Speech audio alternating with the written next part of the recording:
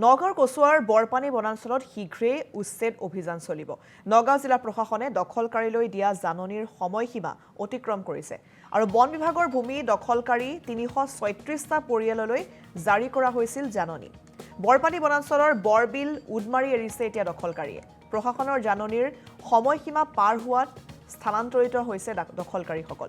ঘৰ-দুৱাৰ ভাঙি বৰবিল আৰু উডমাৰিৰ পৰা আঁতৰিছে প্ৰায় সংখ্যক দখলকাৰী। বৰপানী বনাঞ্চলৰ বৰপথাৰত ২১৬ হেক্টৰ ভূমিত এই উচ্ছেদ চলিব। ৫২৭টা কেঁচা আৰু ৫৯টা পকী ঘৰ উচ্ছেদ কৰিব বন বিভাগে। ইতিমধ্যে অঞ্চলটোত উচ্ছেদৰ বাবে উপস্থিত হৈছেগৈ বন বিভাগৰ দলটো আৰু তাৰ পৰা অধিকাংশ লোকে আঁতৰি গৈছে আৰু তাত তেওঁলোকে সেই চৰকাৰী ভূমি দখল কৰি বহু বছৰৰ পৰা তাত বসবাস কৰি আছিল। কিন্তু ইতিমধ্যে জাননী দিয়া হৈছে, প্ৰশাসনৰ লোকসকল সম্পূৰ্ণ সাজু হৈছে তাত উচ্ছেদ চলাবলৈ।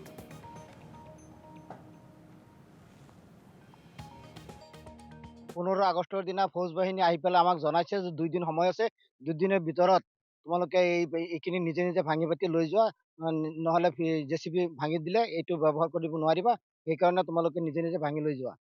পিছত আমি মানে বেলেগ ধৰ্মীয় অনুষ্ঠানত আমি ভগাই দি দিছিলোঁ, সেইকাৰণে মানে বেলেগ অনুষ্ঠানৰ মানুহ আহি পেলাই ভাঙি চিৰি লৈ যাব বুলি মানে আগবাঢ়িছিল।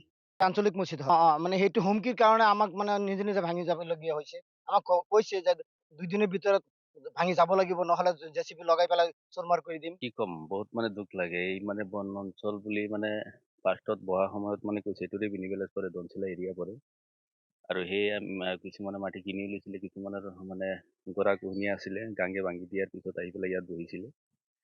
বহাৰ পিছত দেখিছোঁ যে এইটো ফৰেষ্ট ডিপাৰ্টমেণ্টৰ মানুহ আহি পেলাই বহুত ইয়াত অত্যাচাৰ কৰে, সিহঁতৰ এৰিয়া কৰিছে। গাঁওবুঢ়াই কৈছিলে যে এইটোৰে বিনি পৰে, দঞ্চিলা এৰিয়া পৰে, তথাপিও সিহঁতে আহি পেলাই ইয়াত উৎপাত লগাইছে। আমাক 2 বাৰ ফাৰ্ষ্টত নোটিচ দিয়াৰ পিছতে আমি হাইকোৰ্টত গৈছোঁ, পিছত সুপ্ৰিমলৈকে গৈছোঁ, কিন্তু ন্যায় নাপালোঁ।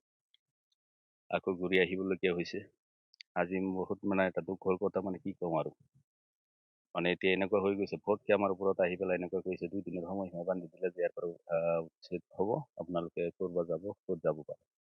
কাৰোবাৰ মাটি আছে, কাৰোবাৰ মাটি নাই, এনেকুৱা এটা পৰিস্থিতি হৈ গ'ল। কোনোবাই মাল চামান নি পেলাই শিঙিমাৰি বজাৰত কোনোবাই থৈ আহিলে, কোনোবাই তাত নি থৈ আহিলে, এনেকুৱা এটা আদামৰা হৈ গ'ল মানুহবিলাক। কিহৰ কাৰণে যে এনেকুৱা হ'ল, আমি চৰকাৰৰ হেৰিত আহ্বান জনাই আছোঁ যে আপোনালোকে অলপ দয়ালু চকুৰে আমাৰখিনি চাওক, অলপ সহায় কৰক, আমি এইটো বিচাৰোঁ। নগাঁৱৰ কচুৱাৰ বৰপানী বনাঞ্চলত শীঘ্ৰেই উচ্ছেদ অভিযান চলিব। নগাঁও জিলা প্ৰশাসনে দখলকাৰীলৈ দিয়া জাননীৰ সময়সীমা অতিক্ৰম কৰিছে আৰু বন বিভাগৰ ভূমি দখলকাৰী ৩৩৬টা পৰিয়াললৈ জাৰি কৰা হৈছিল জাননী।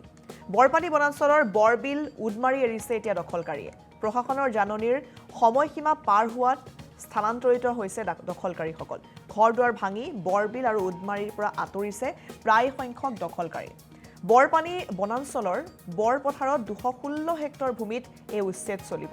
৫২৭টা কেঁচা আৰু ৫৯টা পকী ঘৰ উচ্ছেদ কৰিব বন বিভাগে।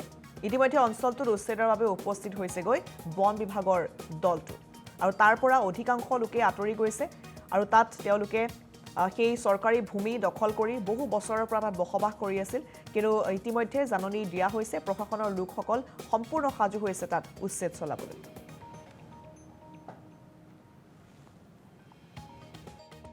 15 আগষ্টৰ দিনা ফৌজ বাহিনী আহি পেলাই আমাক জনাইছে যে 2 দিন সময় আছে, 2 দিনৰ ভিতৰত তোমালোকে এইখিনি নিজে নিজে ভাঙি পাতি লৈ যোৱা, নহ'লে জেচিবি ভাঙি দিলে এইটো ব্যৱহাৰ কৰিব নোৱাৰিবা, সেইকাৰণে তোমালোকে নিজে নিজে ভাঙি লৈ যোৱা। পিছত আমি বেলেগ ধৰ্মীয় অনুষ্ঠানত আমি ভগাই দি দিছিলোঁ, সেইকাৰণে বেলেগ অনুষ্ঠানৰ মানুহ আহি পেলাই ভাঙি চিৰি লৈ যাব বুলি আগবাঢ়িছিল। আঞ্চলিক মছজিদ সেইটো হুমকিৰ কাৰণে আমাক নিজে নিজে ভাঙি যাবলগীয়া হৈছে। আমাক কৈছে যে 2 দিনৰ ভিতৰত ভাঙি যাব লাগিব, নহ'লে জেচিবি লগাই পেলাই চুৰমাৰ কৰি দিম। কি ক'ম, বহুত দুখ লাগে। এই বন অঞ্চল বুলি ফাৰ্ষ্টত বহা সময়ত কৈছে এইটোৰে বিনিবেলেশ্বৰ দঞ্চিলা এৰিয়া পৰে আৰু সেই কিছুমানে মাটি কিনি লৈছিলে, কিছুমানৰ গৰাখহনীয়া আছিলে, গাঙ্গে ভাঙি দিয়াৰ পিছত আহি পেলাই ইয়াত বহিছিলে। বহাৰ পিছত দেখিছোঁ যে এইটো ফৰেষ্ট ডিপাৰ্টমেণ্টৰ মানুহ আহি পেলাই বহুত ইয়াত অত্যাচাৰ কৰে, সিহঁতৰ এৰিয়া কৰিছে। গাঁওবুঢ়াই কৈছিলে যে এইটোৰে বিনি পৰে, দঞ্চিলা এৰিয়া পৰে, তথাপিও সিহঁতে আহি পেলাই ইয়াত উৎপাত লগাইছে। আমাক 2 বাৰ ফাৰ্ষ্টত নোটিচ দিয়াৰ পিছতে আমি হাইকোৰ্টত গৈছোঁ, পিছত সুপ্ৰিমলৈকে গৈছোঁ, কিন্তু ন্যায় নাপালোঁ। আকৌ ঘূৰি আহিবলগীয়া হৈছে। আজি বহুত এটা দুখৰ কথা, কি ক'ম আৰু। মানে এতিয়া এনেকুৱা হৈ গৈছে ফটকে আমাৰ ওপৰত আহি পেলাই এনেকুৱা কৈছে 2 দিনৰ সময়সীমা বান্ধি দিলে যে ইয়াৰ পৰা উচ্ছেদ হ'ব, আপোনালোকে ক'ৰবা যাব, ক'ত যাব পাৰে। কাৰোবাৰ মাটি আছে, কাৰোবাৰ মাটি নাই, এনেকুৱা এটা মানে পৰিস্থিতি হৈ গ'ল। কোনোবাই মাল চামান নি পেলাই এই শিঙিমাৰি বজাৰত কোনোবাই থৈ আহিলে, কোনোবাই তাত নি থৈ আহিলে, এনেকুৱা এটা মানে আদামৰা হৈ গ'ল মানে। কিহৰ কাৰণে যে এনেকুৱা হ'ল, আমি চৰকাৰৰ মানে হেৰিত মানে আহ্বান জনাই আছো যে আপোনালোকে অলপ মানে দয়ালু চকুৰে মানে আমাৰ খিনি চাওক, মানে অলপ মানে সহায় কৰক, আমি এইটো বিচাৰো আৰু।